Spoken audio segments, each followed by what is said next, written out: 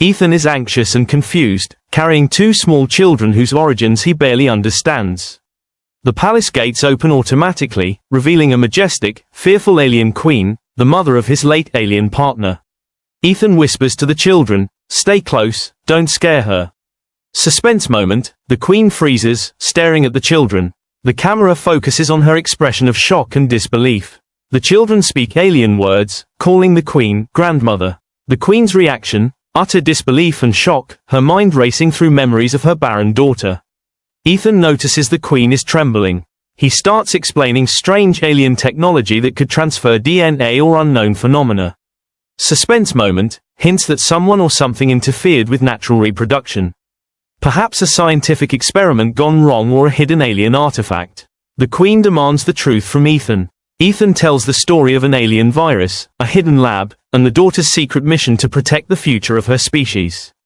The children's extraordinary abilities are hinted at. They can communicate across species, heal wounds, or manipulate energy. Flashbacks reveal the daughter had been part of a secret experiment by alien scientists, explaining the impossible birth. Welcome to my channel Sci-Fi Love Story. Thanks for watching. Please like and subscribe. The sky above the alien planet was dark, swirling with streaks of violet lightning that lit the jagged mountains below. Ethan gripped the small hands of the two children beside him, feeling the weight of the moment press heavily on his chest.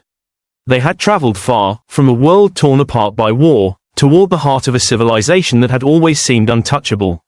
And now, they stood at the gates of the Great Palace, a fortress of crystal and metal, gleaming even under the stormy sky. He took a deep breath. The children, a boy and a girl, were silent but alert, their small bodies tense as if they could sense the danger ahead. Ethan whispered softly, trying to calm them. "Stay close, and don't scare her." He glanced at the massive doors before him. They were etched with intricate alien symbols that pulsed faintly with light, almost as if the palace itself were alive. The doors began to slide open slowly, revealing a figure that made Ethan stop in his tracks. The alien queen. She stood tall, regal, and terrifying all at once, her scales glinting under the violet light, her eyes wide with a mix of curiosity and fear. For a moment, time seemed to freeze. Ethan felt the children's small hands clutch his tightly, and he whispered, "Be calm.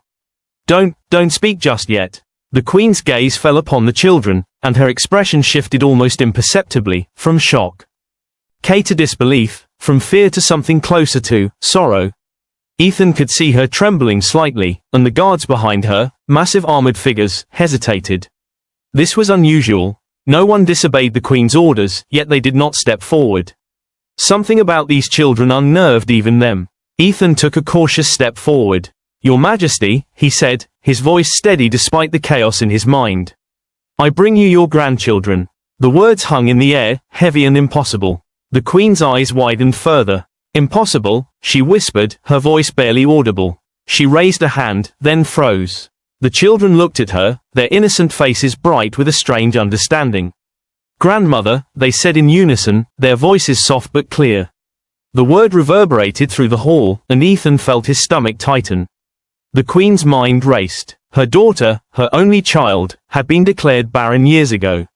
Scientists in her palace had confirmed it. She remembered holding her daughter's hands, seeing the sadness in her eyes as the doctors shook their heads. She remembered the quiet evenings filled with hope that she would somehow find a way. But these children, there was no explanation, no way they could exist. And yet, here they were. Ethan stepped closer, lowering himself to meet her gaze. "I know this is shocking," he said. "I do not fully understand it myself. But these children, they are alive. They survived." The queen's voice trembled. "Survived? How? My daughter was..." She stopped, unable to finish the sentence. Her mind rejected the truth even as her heart felt it. Ethan could see the conflict in her eyes. She wanted to demand answers, to command the children to be taken away, yet something in her held her back. Perhaps it was their innocence. Perhaps it was the faint resemblance in their features, echoes of her daughter she had longed to see again. "Your Majesty," Ethan continued carefully, "I found them after tragedy. I do not know how to explain everything. But I promise you, they mean no harm." The queen slowly lowered her hand, her gaze fixed on the children. The boy reached out instinctively, and the queen flinched, but then her hand moved toward him, hesitantly. She knelt slightly, bringing herself closer to their level. You speak," she murmured, almost as if confirming that they were real, not illusions. The children smiled faintly, the girl whispering in her alien tongue, "Grandmother, we know you." The Queen's breathing quickened. Ethan noticed it immediately. This was a woman struggling between disbelief and hope, a woman facing a truth she could not yet fully accept. Flashbacks surged in the Queen's mind. She remembered her daughter, so young, so full of life despite her condition. She remembered the countless medical scans, the silent tears, the private conversations she had never shared. And now, the impossible had happened. Ethan's voice broke the Queen from her memories. "There are explanations," he said carefully. "Things that were not understood by your scientists. Things your daughter kept secret. These children, they survived because of her courage." The Queen stared at him, her eyes narrowing. "Courage? Explain," she demanded. Her voice was firm now, though her hands shook slightly. "Explain everything." Ethan nodded. He could see she would not relent until she understood. He told her about the hidden laboratory, the experiments that had been done in secret, the alien artifact that could manipulate life in ways previously thought impossible. He spoke slowly, deliberately, knowing each word needed to sink in. The Queen listened in silence, her gaze fixed on the children. As Ethan spoke, he could see her mind piecing together fragments of truth. The children were not merely survivors, they were the product of something extraordinary. Something that defied every law of biology and science she had known. The children, sensing the tension, moved closer to Ethan. The boy reached out a hand toward the Queen. She hesitated for a moment, then allowed herself to touch it. The connection was immediate and profound. Memories, emotions, and a sense of familial bond flowed through her in an instant. She stumbled backward slightly, clutching her chest. This cannot be real," she whispered, her voice breaking. Ethan's heart pounded. He could see the internal struggle, the fight between disbelief and acceptance. "I promise you, they are real," he said softly. "And they need you." The Queen looked down at the children again. They smiled up at her, unafraid, innocent, and strangely wise for their age. Her knees weakened, and she sank to the floor, unable to take her eyes off them. For the first time in years, she felt something she had thought impossible, hope. But even as she embraced the thought, doubt lingered. How could her daughter, who had been barren, have given life to these children? The palace scientists had all confirmed it, and yet here they were, living proof of the impossible. Ethan approached carefully, keeping his voice calm. "I do not have all the answers," he admitted. "But I do know this. They survived, and they're connected to you. Whatever the mystery, you must see it through." The Queen's gaze softened slightly, but her mind was still racing. Guards whispered among themselves, unsure how to act, but the Queen raised a hand, signaling them to stand down. This was unusual. No one defied the Queen's commands, yet today, she was letting something entirely new unfold. The children stepped forward, their small voices once calling, "Grandmother," and something in that single word shattered the final walls of the Queen's disbelief. She reached out, pulling him close, her tears mingling with wonder, sorrow, and awe. Ethan stood back, giving her space, feeling the tension in the room ease slightly. But he knew this was just the beginning. The children's existence raised questions that even the Queen could not answer yet. Who had orchestrated this miracle? What dangers had been avoided, or created, in the process? And most importantly, how would the palace and the wider alien society react to the undeniable truth that the Queen's daughter, thought Barren, had left a living legacy? The Queen looked up at Ethan, her eyes fierce despite the tears. "You will tell me everything," she demanded. "Everything about these children, about my daughter, and about what has been done." Ethan nodded, feeling the weight of her gaze. "I will, I promise." And in that charged silence, the storm outside seemed to pause. The palace, vast and silent, held its breath as the impossible unfolded before its most powerful ruler.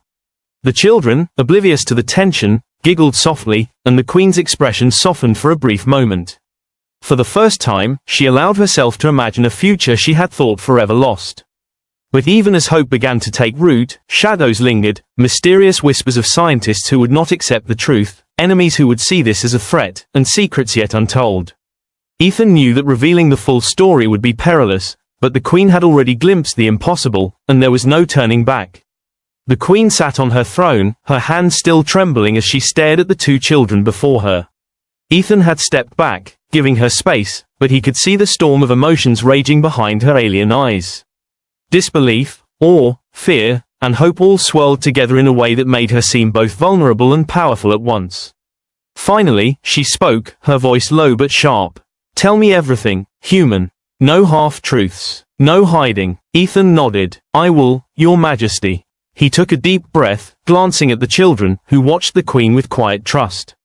"It all started years ago, long before I met your daughter. There was a secret. Your daughter volunteered for it." The Queen's eyes narrowed. "Volunteered? For what?" Ethan continued carefully. "A project by the palace scientists. They were studying the possibility of life beyond natural limits. They discovered an artifact, ancient, alien, and powerful. It could manipulate DNA. But they did not fully understand it. Your daughter, she used it. She wanted to protect your people, to give the species a future even if science said it was impossible." The Queen's hand went to her mouth. She risked herself. Her voice was barely a whisper. "She never told me." "No," Ethan said softly. "She trusted only a few. And she never expected to survive the full process.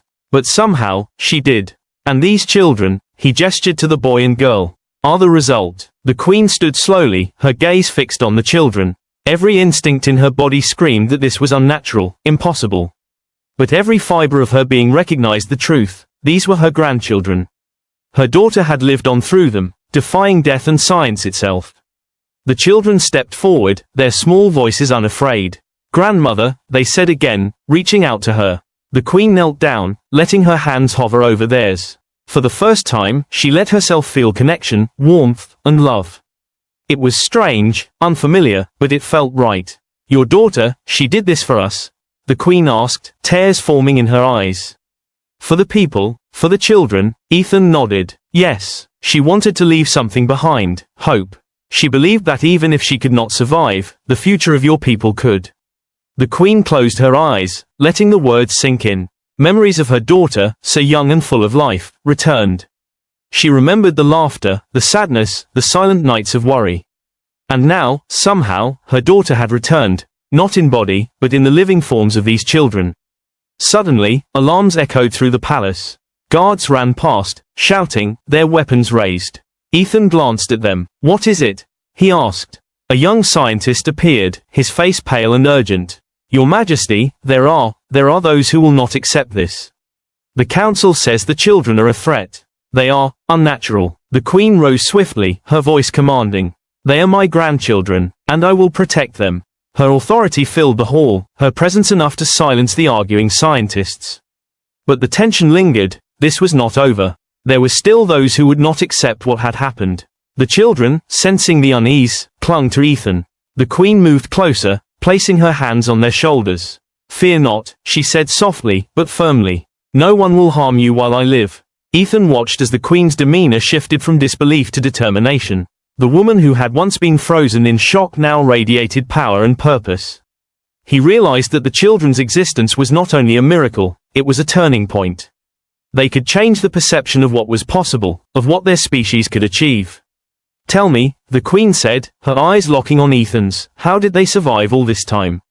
How did they remain hidden from everyone?" Ethan nodded. "It was difficult. After the procedure, the children were kept safe by loyal guardians. They were trained to survive, to hide, and to protect the secret until the time was right. And then, the attacks began. Your daughter, she made sure I would find them if something went wrong." The Queen knelt again, touching the children's faces gently. "They are strong, they are brave, like their mother." Her voice broke, filled with both grief and pride. "I thought she was gone. But she lives on in you." The children giggled softly, a sound that seemed to fill the hall with light. The Queen smiled through her tears. Yes, she does." But peace did not last. A shadow moved at the edge of the hall. One of the council members, a stern alien with piercing eyes, stepped forward. "Your Majesty," he said sharply, "these children are not natural. If we accept them, it will challenge centuries of law and tradition. This cannot stand." The Queen rose to her full height, her scales shimmering under the palace lights. "They are my grandchildren," she said firmly. "And I will decide what is right for my family. Any who oppose them will face me." A murmur ran through the assembly. Ethan could feel the tension rise again, but the Queen's resolve was clear. She had accepted the impossible and now she would defend it. Suddenly, the children stepped forward together, holding hands. Their eyes glowed faintly, a sign of the latent abilities Ethan had mentioned before. The council members froze, stunned by the power radiating from the young pair. This is unnatural, one of them cried. The Queen raised her hand. No, it is the future. Her voice was unwavering. My daughter believed in this future, and I believe in it too. The children's small hands reached toward the Queen, and for a moment, the hall was filled with light. Ethan felt a surge of energy, strange, alien, and yet comforting. The Queen gasped, recognizing the bond not just of blood, but of something deeper, something her daughter had left for them all. Enough, she shouted. You will all witness their worth. They will show you what they can do. And they did. The children demonstrated abilities beyond what anyone thought possible. They healed minor injuries, communicated with the palace AI in ways only their mother had taught them, and even manipulated small amounts of energy to protect themselves. The council members watched in awe, slowly realizing that these were not mere children, they were the culmination of hope, science, and love. The Queen stepped forward, placing her hands on the children's heads. You are my family, she said, voice strong and clear. And I will not let anyone harm you. Your mother's courage has returned to me through you, and I will honor it. Tears ran down her cheeks, but this time they were tears of joy. The impossible had become reality, and she had embraced it. Ethan smiled, feeling the tension lift. The Queen had accepted them, and with her power behind them, no one could challenge the truth. The hall was quiet for a moment, as if the entire palace were taking in the weight of the revelation. Then, slowly, the guards, scientists, and council members bowed to the Queen's authority, acknowledging the children's place in their world. Ethan approached the Queen carefully. Your Majesty, they are truly extraordinary. She nodded, still holding the children close. Yes, she said softly. They are more than extraordinary. They are hope. Outside the palace, the storm had cleared. Lightning still streaked the sky, but it no longer seemed threatening. It was as if the world itself had acknowledged the impossible, honoring the courage of a daughter long gone, and the miraculous survival of her children. The Queen looked down at the children again. My daughter, she lives on in you. And through you, the future will be brighter than I ever imagined. The children giggled and hugged her tightly, their laughter echoing through the halls of the palace. Ethan watched, feeling a sense of peace he had not felt in years. The impossible had happened, and they had all survived to see it. And yet, even as hope filled the palace, a faint glow appeared in the distance, a mysterious artifact, long forgotten, beginning to pulse once more. Ethan's eyes narrowed. This isn't over, he whispered. The Queen looked up at the glowing artifact, her expression determined. No, she said, but now we face the future together.